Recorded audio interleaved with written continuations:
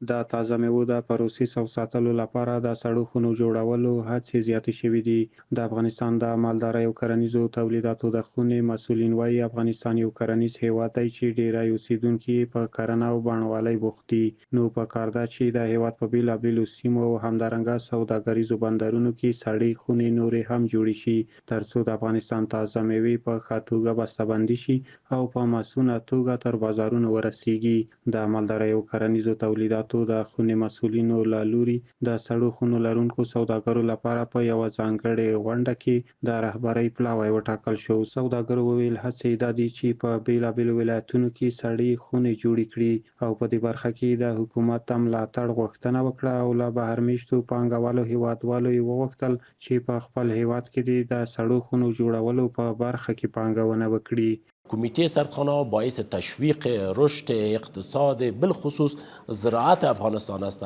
در این موسمی که فصل سالی که راه ترخم مسدود شد، سرد میوه و سبزی خود ما در داخل وطن ما با بیع بسیار خوب و با بیع بسیار با ارزش در بازار به عرضه میرسه. هم مستهلک مد نظر گرفتیم، هم تولید کننده ما مد نظر است. این که همسایه ها چی میکنه و مربوط به کشورهای همسایه ما داره، ما باید خود ما ظرفیت سازی کنیم، خود ما به پای خود استاد شویم، خود ما تولید کننده خود، دهقان خود، زارین خود حمایت کنه. د خصوصي سکتور استازو وویل چې په وروستیو کلونو کې د هیواد په کچه تر 150 سړې خونې جوړې شوې دي چې تر ډیره یې د بڼوالو ستونزې حل کړي دي او نور هم د سړو خونو جوړولو ته اړتیا لیدل کیږي. نشست امروز که از طریق اتاق زراعت و مالداری افغانستان برگزار شده بود به خاطر جذب سرمایه‌گذاری‌های بیشتر در ایجاد سردخانه ها بود که خوشبختانه طی سال گذشته در حدود 150 سردخانه در افغانستان ساخته شد و قرار است سردخانه‌های جدید هم در سال آینده هم ایجاد شود که یکی از مشکلات اساسی زارعین و تجار افغانستان کمبود و یا هم نبود سردخانه‌های معیاری در کشور بود که همان ساله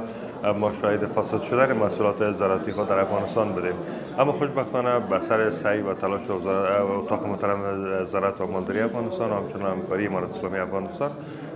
که ما تونستیم بیشتر از 150 سردخانه را در افغانستان بسازیم و قرار است که سال آینده هم تعداد زیاد سردخانه‌های دیگه به اساس ضرورت در هر ولایت افغانستان ایجاد شود تا از فاسد شدن محصولات زراعتی افغانستان جلوگیری به عمل بیاید. د تازه میوو سوداګر هم د سړو خونو جوړول یوه جدي اړتیا ګڼي او په دې برخه کې د پانګوالو د پاملرنې غوښتنه کوي. سرمایه‌گذارهای ما هستند از کشورهای دیگه بیایند در وطن،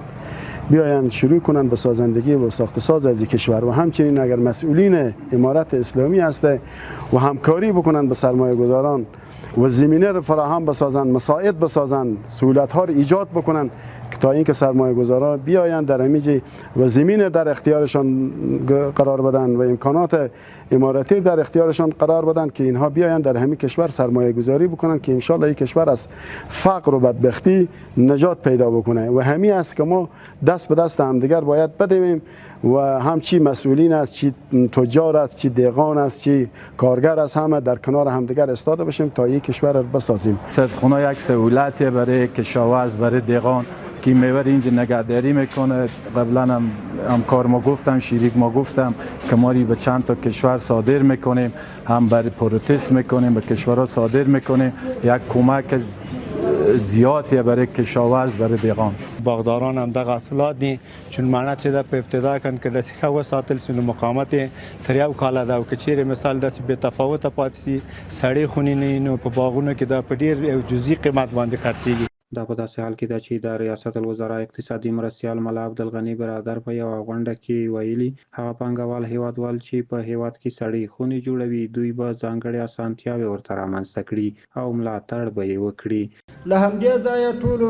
هغو صنعتکارانو ته چې د سړو خونو په جوړولو کې پانګونه کوي خبر ورکوم